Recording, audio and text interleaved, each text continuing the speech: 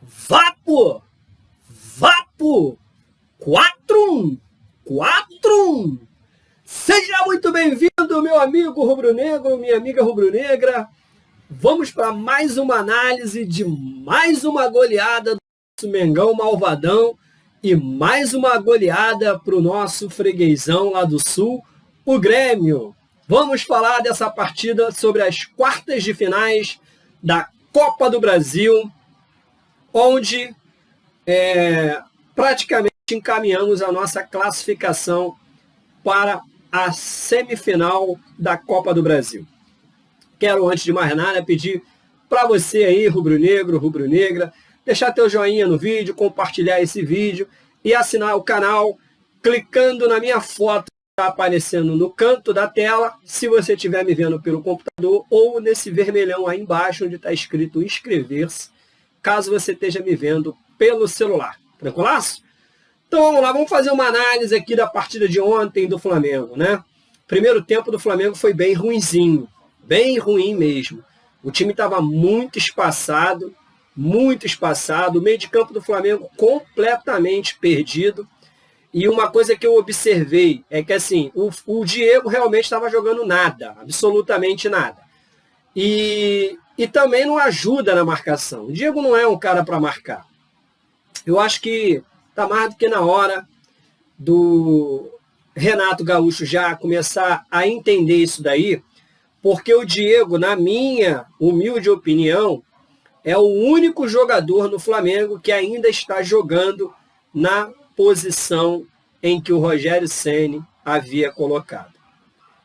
O Diego, para mim, acho que é o cara que tem que ser o reserva imediato do Arrascaeta. Não é nenhuma perseguição ao Diego, pelo contrário, eu gosto muito do Diego. Eu acho que o Diego é um tipo de jogador que só acrescenta para o time. Ele é um baita capitão, né? Ele é um baita capitão. É um cara de grupo, é um cara de vestiário, é um cara que só agrega ao time. Mas eu acho que nesse momento ele deveria ser reserva para o Arrascaeta. Por quê? Porque ele não aguenta correr atrás de ninguém para marcar. Ele nem sabe marcar. A vida inteira dele ele jogou como um meio armador. Então, de onde que Rogério Ceni inventou que ele tinha que ser segundo volante, não sei. Apesar de que algumas vezes também eu vi Jorge Jesus o colocando na posição que era do Gerson. Bom, o Diego não estava marcando ninguém e muitas das vezes o Ilharão tinha que dar um bote já praticamente perdido. O bote que o Ilharão estava dando. E o time do Grêmio estava sabendo aproveitar muito bem o meio de campo perdido do Flamengo. A Arrascaeta estava completamente dormindo dentro de campo, né? Parecia que ele ainda estava se poupando para os jogos da Libertadores, das eliminatórias da Copa do Mundo, que está vindo aí, porque ele realmente estava apagadaço no jogo, mas é um craque, né? É um craque. E o meio de campo do Flamengo realmente não existia. O Gabigol ficava lá sozinho, lá na frente, não recebia a bola de ninguém, assim como o Bruno Henrique também não. E o Flamengo tomando sufoco de um time bem fraco, que é esse time do Grêmio. Tá? Bem fraco. Apesar que também tem um técnico fraco, que não sabe nada. Bom, e aí o Flamengo começou a sofrer no primeiro tempo. E veio a expulsão do Isla. Olha, no vídeo passado, eu falei até aqui o seguinte, o Isla ele só é titular porque os seus reservas são Rodinei e Mateuzinho.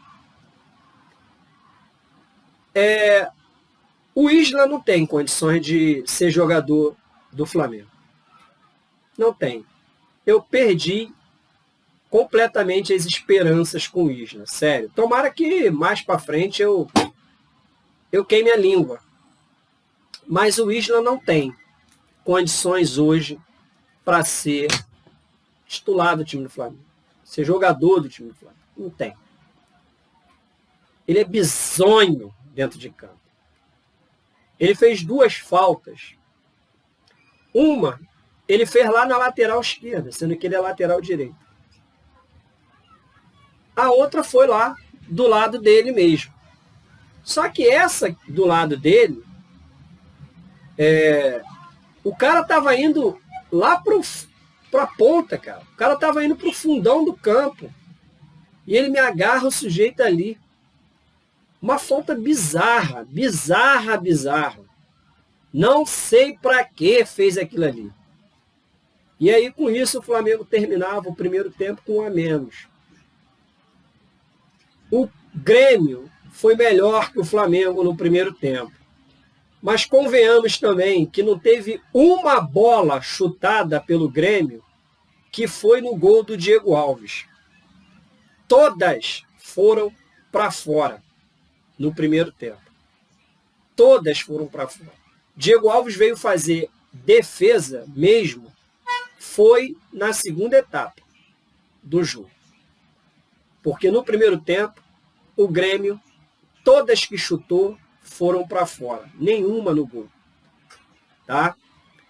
Agora, quando veio o segundo tempo, o jogo mudou completamente.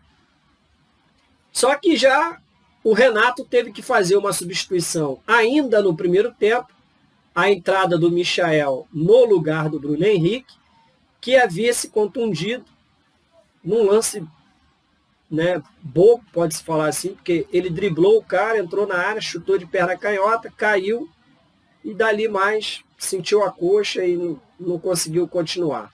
Entrava o Michael no lugar dele e logo depois veio a expulsão. E a gente ainda tinha o Diego já com cartão amarelo. E os jogadores do Grêmio pressionando o tempo todo para o Diego tomar o segundo e também ser expulso. No intervalo, o Renato mostrou o quanto ele é 1000 vezes melhor do que Rogério Ceni.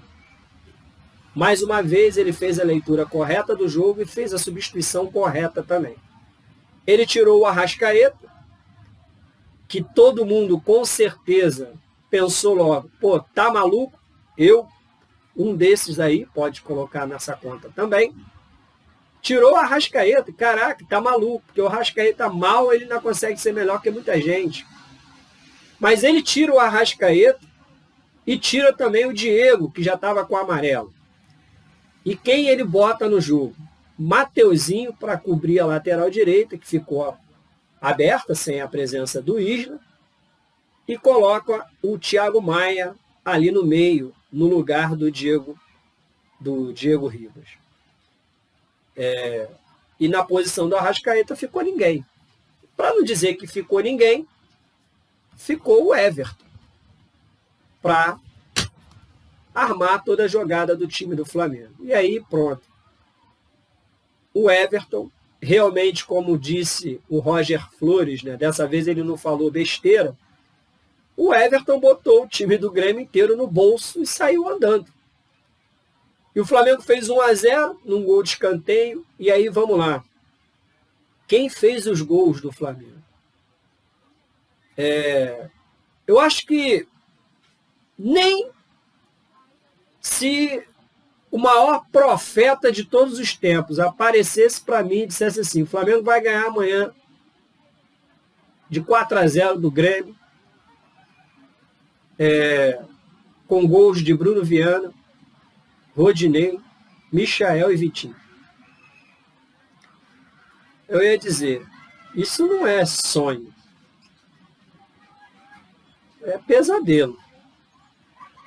Porque não é possível que esses 4 aí, mega contestados pela torcida, vão fazer gol. No Vitinho até acreditaria, mas os 4? Mas foi exatamente isso daí que aconteceu. E aí eu quero abrir um parênteses aqui, porque a zaga ontem foi formada por Gustavo Henrique e Bruno Viana, e nenhum dos dois jogaram mal. Nenhum dos dois. Volto mais uma vez a dizer, eu sou a favor da contratação do Davi Luiz. Tá? Mas eu sou muito mais a favor que se recupere o futebol de quem já está lá. Porque o Davi Luiz, ele ainda não veste a camisa vermelha e preta. Esses que eu mencionei agora, esses sim, vestem o manto sagrado. Então, eu quero é que o Renato recupere o futebol do Bruno Viana, do Léo Pereira, do Gustavo Henrique, do Michael, porque esses já estão lá. Não é eu ficar aqui criticando o tempo todo, como foi o caso que eu vi nesse último domingo, no empate contra o Ceará, que eu cravei aqui. Bruno Viana e Léo Pereira fizeram um jogo bom. Mas eu vi muita gente criticando Bruno Viana e criticando o Léo Pereira, que salvou 2 gols no domingo passado. Então, assim, eu quero o Davi Luiz no Flamengo, mas ele já foi contratado? Não, só está no mundo das especulações. Todo dia tem um canal aí no YouTube que bota ele já com a camisa do Flamengo e tudo. Mas ele foi contratado? Não. Quem é que foi contratado? Léo Pereira, Bruno Viana, Gustavo Henrique. Então, eu tenho que torcer para esses que estão lá. E os dois fizeram uma partida muito boa. Outro que jogou, eu posso falar assim, jogou de terno, Felipe Luiz. O cara sabe todos os atalhos, meu irmão, ali na lateral esquerda. Não subiu ontem, muitas vezes, não subiu, mas ele praticamente dominou ali o setor defensivo do Flamengo pela esquerda. Everton Ribeiro jogou pra caramba. Distribuiu o jogo no segundo tempo. E aí, não tem como não falar do Michael, cara. Pra mim foi o diferencial da partida. Porque ontem, no jogo de ontem, aconteceu de tudo. A única coisa que faltou acontecer foi um gol de falta. Porque do restante aconteceu de tudo. Pô, e o Michael, meu irmão, comeu a bola. Comeu a bola. O Michael botou a bola debaixo do braço e ninguém tirou mais dele. Quando foram tentar tirar, fizeram pênalti. Depois ele tirou o Everton, que na minha opinião acho que já estava cansado, e colocou o Vitinho. E o Vitinho entrou e arrebentou também com o jogo. E vamos ser justos. Michael e Vitinho têm entrado nas partidas muito bem. Muito bem. Aí, aqueles locutores que ficaram aí falando um monte de besteira durante a semana inteira em relação ao caso do Pedro, pode ter certeza que o Pedro vai ter a oportunidade que ele merece. Mas o Pedro também precisa recuperar primeiro o futebol dele. O Pedro teve Covid. O Pedro teve, sim, o problema com a seleção olímpica. Mas ele vai recuperar a alegria de jogar novamente. Porque o Renato está querendo todo mundo lá, porque o Flamengo precisa de todo mundo. O Flamengo não precisa de 11 jogadores, o Flamengo precisa do elenco inteiro. Porque o Flamengo está chegando nas 3 competições. O Flamengo está, para mim, praticamente classificado para a semi da Copa do Brasil e com passos largos vamos chegar também na final da Libertadores. E para chegar e ser campeão dessas competições todas e chegar com moral para ganhar o Mundial, precisa de todo mundo. Precisa de todo mundo. E eu acredito que se o Flamengo for campeão da Libertadores, o Flamengo será campeão mundial também. Dessa vez a gente leva. Então, assim, a gente precisa de todo mundo. Tá chegando aí agora esse jogador aí, Andréa Pereira, que eu nunca vi jogar, mas todo mundo tem falado muito bem dele, então eu acredito que vai chegar para acrescentar, e o Kennedy, que está chegando aí também.